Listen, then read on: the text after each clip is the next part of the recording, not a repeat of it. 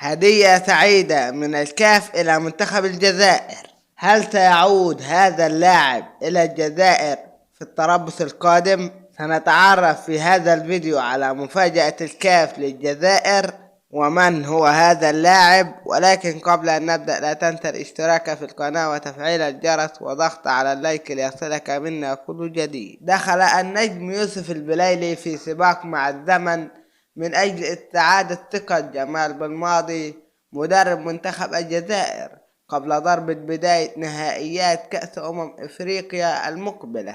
وابتعد اللاعب صاحب 31 عاما عن أجواء المنافسات لفترة طويلة بسبب خلافه مع فريقه السابق أجاكسيو الفرنسي قبل أن يجدد العهد مع الملاعب في الفترة الأخيرة بقميص نادي مولودية الجزائر. أما الهدية التي وجهها الكاف إلى منتخب الجزائر وخاصة إلى اللاعب يوسف البليلي هي أن قائمة كل منتخب مشارك في نهائيات كأس إفريقيا 2024 هي التي ستكون في ساحل العاج بداية العام المقبل، ستضم 27 لاعبا.